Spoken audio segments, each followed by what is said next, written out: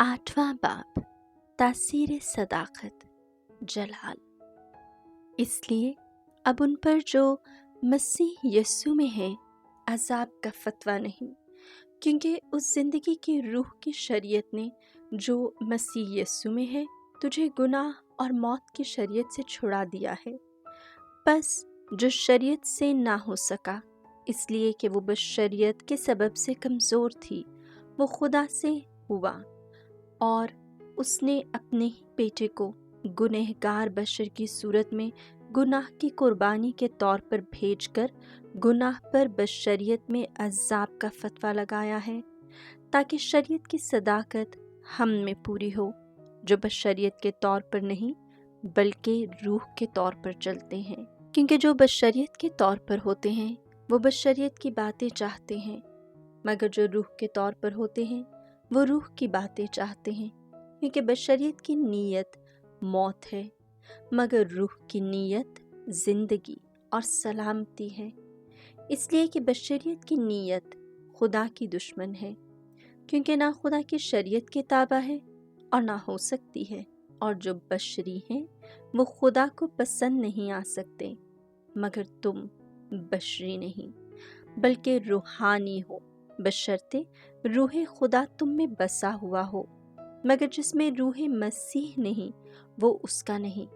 और अगर मसीह तुम में है तो बदन तो गुनाह की निस्बत मुर्दा है, मगर रूह खुदा की निस्बत जिंदा है।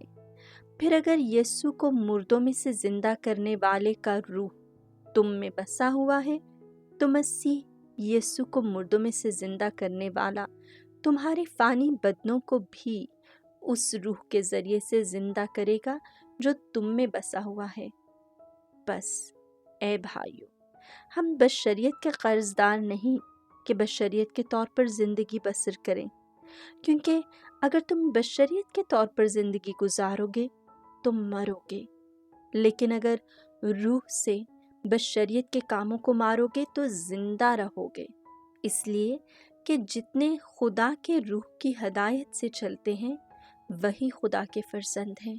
क्योंकि तुमने गुलामी की रूह नहीं पाई कि फिर डरो, बल्कि तबन्नियत की रूह पाई है, जिससे हम पुकार कर अब्बा यानी ए बाप कहते हैं। क्योंकि रूह आप ही हमारी रूह के साथ गवाही देता है कि हम खुदा के फर्जंद हैं, और जब फर्जंद हैं तो वारिस भी हैं, यानी खुदा के वारिस और मसीह के हम मेरास, बशर्ते कि हम उसके साथ दुख उठाएं ताकि उसके साथ जलाल भी पाएं। क्योंकि मेरी समझ में इस ज़माने के दुख दर्द इस लायक नहीं कि उस जलाल से जो हम पर ज़ाहिर होने वाला है मुकाबला कर सकें।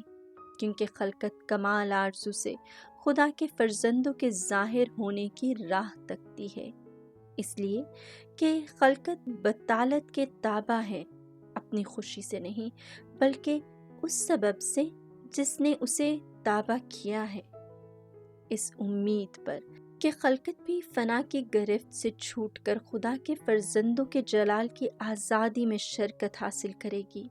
क्योंकि हम जानते हैं कि सारी खलकत अब तक चीखें मारती है और उसे दर्द ज़ाह लगा है, और फ़क्त वही नहीं मगर हम भी जिन्हें रूह के पहले फल मिले हैं खुद अपने बातिन में कराहते हैं और तबन्नियत यानी अपने बदन की मुखलसी की राह देखते हैं। क्योंकि उम्मीद से हमने निजात हासिल की, मगर उम्मीद की हुई चीज़ का देख लेना उम्मीद नहीं होती।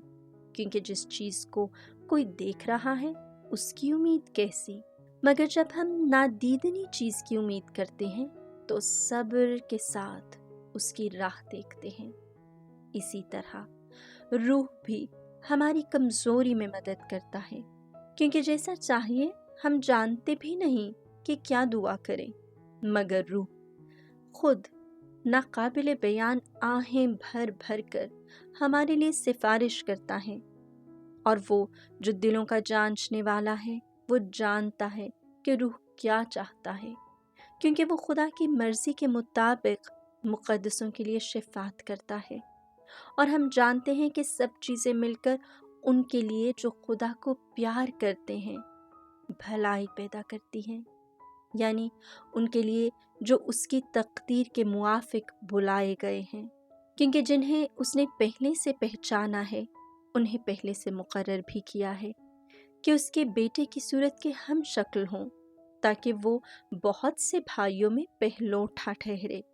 اور جنہیں اس نے مقرر کیا ہے انہیں اس نے بلایا بھی ہے، اور جنہیں بلایا ہے انہیں صادق بھی ٹھہرایا ہے، اور جنہیں صادق ٹھہرایا ہے انہیں جلال بھی بخشا ہے۔ بس ہم ان باتوں کی بابت اور کیا کہیں؟ اگر خدا ہماری طرف ہے تو کون ہمارے خلاف ہوگا؟ جس نے اپنے ہی بیٹے کو بھی دریغ نہیں کیا بلکہ اسے ہم سب کے بدلے حوالہ کر دیا ہے، تو وہ اس کے ساتھ سب چیزیں بھی ہمیں کیوں کر نہیں بخشے گا؟ خدا کے برگزیدوں پر کون دعویٰ کرے گا؟ خدا ہی صادق ٹھہرتا ہے، کون مجرم ٹھہرائے گا؟ مسیح یسوع ہی ہے جو مر گیا بلکہ جی اٹھا اور خدا کی داہنی طرف ہے، اور ہماری شفاعت بھی وہی کرتا ہے۔ بس کون ہمیں مسیح کی محبت سے جدا کرے گا؟ مصیبت یا تنگی یا ظلم یا قحط یا عریانی یا خطرہ یا تلوار؟ چنانچہ لکھا ہے، ہم تو ہر وقت تیری خاطر جان سے مارے جاتے ہیں اور گویا ذبح ہونے والی بھیڑیں سمجھے جاتے ہیں، بلکہ ہم ان سب صورتوں میں اس کے وسیلہ سے جس نے ہم سے محبت کی شاندار فتح پاتے ہیں، کیونکہ مجھے یقین ہے کہ نہ موت، نہ زندگی، نہ فرشتے، نہ حکومتیں، نہ حال، نہ مستقبل، نہ قدرتیں، نہ بلندی، نہ پستی، نہ کوئی اور مخلوق، خدا کی جو محبت ہمارے خداوند مسیح یسوع میں ہے اس سے ہمیں جدا کر سکے گی۔